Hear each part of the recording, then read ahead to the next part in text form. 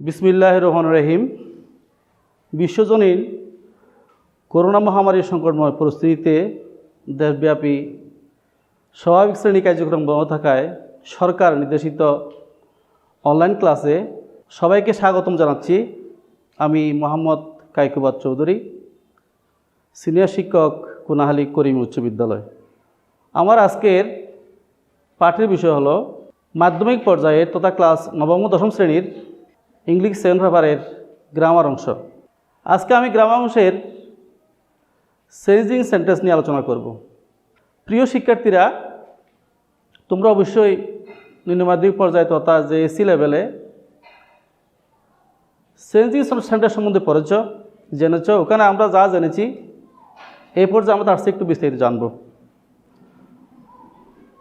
তোমরা সকলে জানো জেএসসি লেভেলে আমরা চেঞ্জিং সেন্টেন্সের যে দিকগুলো পড়েছি সেগুলো ছিল affirmative to negative, negative to affirmative, assertive to interrogative, interrogative to assertive, assertive to exclamatory, exclamatory to assertive, তার সাথে ছিল active to passive, passive to active.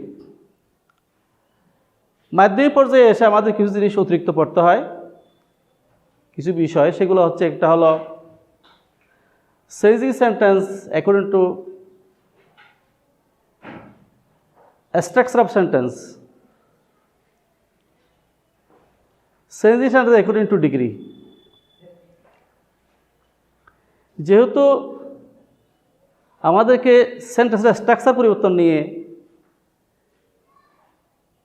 মাধ্যমিক পর্যায়ে পড়তে হবে, সেহেতু আমাদের প্রথমে চিনতে হবে স্ট্রাকচার অনুযায়ী সেন্টেন্স কয় প্রকার, কী কী হতে পারে। তো এখানে স্ট্রাকচার, এখানে লেখা sentence according to structure means গঠন অনুযায়ী সেন্টেন্সের প্রকারভেদ। গঠন অনুযায়ী সেন্টেন্স হল 3 প্রকার: সিম্পল, কমপ্লেক্স, কম্পাউন্ড। এখন আমরা একটা একটা করে 3টার সাথে পরিচিত হব। প্রথমে হলো সিম্পল সেন্টেন্স। এখানে সিম্পলসের পাশে একটা উদাহরণ দেওয়া আছে, Ganimiya is a poor farmer. যখন আমরা এটাকে বিশ্লেষণ করব তখন দেখতে পাবো যে এখানে সাবজেক্ট হলো গনিমিয়া। এই সেন্টেন্সের মধ্যে কোনো প্রিন্সিপাল ভার্ব নেই, একটা ইজ অক্সিলারি ভার্ব আছে। প্রিন্সিপাল ভার্ব না থাকার কারণে ইজ অক্সিলারি ভার্বটা মূল ভার্বে কাজ করতেছে।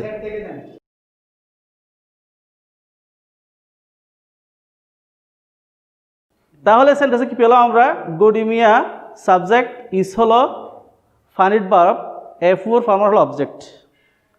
এই সেন্টেন্সকে বিশ্লেষণ করলে আমরা 3টে অংশ পেয়েছি: subject, finite verb, object.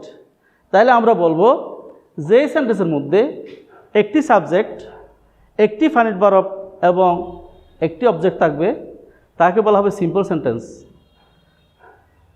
Simple sentence বারবার থাকতে পারে,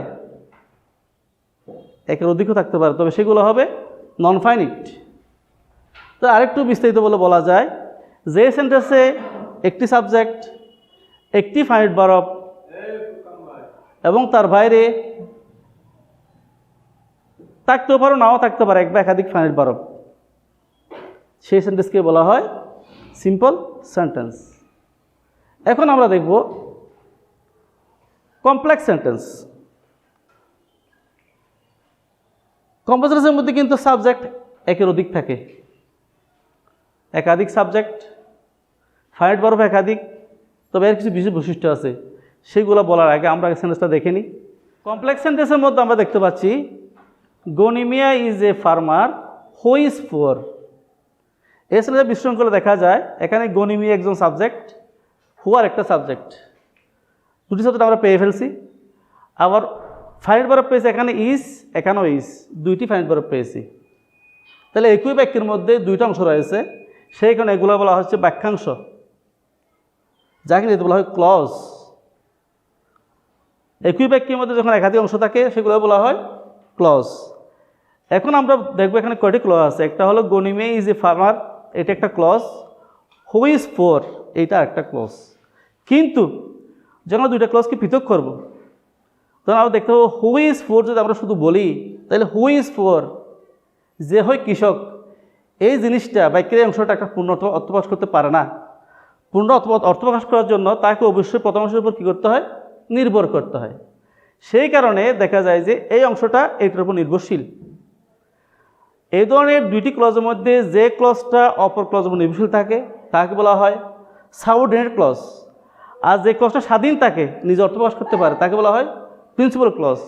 তাহলে আমরা দেখতে পাচ্ছি যে কমপ্লেক্স সেন্টেন্সে একটি প্রিন্সিপাল ক্লজ রয়েছে, তার সাথে রয়েছে একটি সাবঅর্ডিনেট ক্লজ। তাইলে আমরা বলবো যে সেন্টেন্সের মধ্যে একটি প্রিন্সিপাল ক্লজ থাকে এবং তার সাথে একটা বা তার একাধিক সাবঅর্ডিনেট ক্লজ থাকে, তাকেই বলা হয় কমপ্লেক্স সেন্টেন্স। এখন আমরা কম্পাউন্ড সেন্টেন্স সম্বন্ধে একটু বিশ্লেষণ করে দেখব। সেজন্য আমাকে আবার উদাহরণে যেতে হবে। এখানে বলা হয়েছে কম্পাউন্ডে Ganimia is a farmer and he is poor. দুটো বাক্য, গনিমিয়া ইজ এ ফার্মার এটা একটা বাক্য, হি ইজ পুয়ার একটা বাক্য, দুটো সেন্টেন্সকে যোগ করা হয়েছে কি দিয়ে? অ্যান্ড দিয়ে। এই অ্যান্ডটা হল একটা কনজাংশন।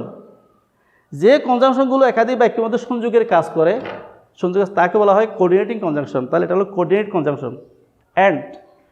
এখন আমরা দেখতে পাবো যে Ganimiya is a farmer, Ganimiya একজন কৃষক, হি ইজ পুয়ার সে হয় গরিব। এই দুটো বাক্যকে যদি আমরা পৃথক করি তখন দুইটা বাক্যই নিজ নিজ অর্থ প্রকাশ করতে সক্ষম। সুতরাং এখানে দুইটা বাক্য হলো, বাক্যের অংশ হলো দুইটাই প্রিন্সিপাল ক্লজ, যেহেতু এরা নিজে অর্থ প্রকাশ করতে সক্ষম হচ্ছে এবং দুইটা প্রিন্সিপাল যোগ হয়েছে কার দ্বারা? অ্যান্ড দ্বারা। সুতরাং আমরা বলবো যে যদি একাধিক প্রিন্সিপাল ক্লজ কোঅর্ডিনেটিং কনজাংশন দ্বারা যুক্ত হয়ে একটি বড় বাক্য সৃষ্টি করে তখন তাকে বলা হয় কম্পাউন্ড সেন্টেন্স। আশা করি আজকের আলোচনায় তোমরা মোটামুটি তিনটা সেন্টেন্সের সম্বন্ধে পরিচিত হয়েছ। আমাদের সেন্টেন্সগুলো ছিল অ্যাকর্ডিং টু স্ট্রাকচার, গঠন অনুযায়ী বাক্য তিন প্রকার: সিম্পল, কমপ্লেক্স, কম্পাউন্ড। আমি আরেকটু মনে করে দেওয়ার জন্য একটু রিভিউ করতে, সেটা হলো সিম্পল সেন্টেন্সের বৈশিষ্ট্য হচ্ছে একটি সাবজেক্ট থাকবে, তার সাথে একটি ফাইনাইট ভার্ব থাকবে। আর কমপ্লেক্স সেন্টেন্সের মধ্যে একাধিক সাবজেক্ট থাকবে, ফাইনাইট ভার্ব থাকবে একাধিক, তবে কমপক্ষে দুইটি বাক্যাংশ মিলে বাক্যটা হবে, দুইয়ের অধিকও হতে পারে। তার মধ্যে এই বাক্যাংশ বলা হচ্ছে ক্লজ। এই ক্লজগুলো একটি হবে প্রিন্সিপাল ক্লজ, বাকিগুলো হচ্ছে সাবঅর্ডিনেট ক্লজ। আর তৃতীয় কম্পাউন্ড সেন্টেন্স যেটা, সেখানে দেখা যায় যে দুইটি বাক্য যোগ হয়েছে একটি কনজাংশন দ্বারা, কনজাংশন অ্যান্ড দ্বারা যুক্ত হয়েছে দুইটি বাক্য।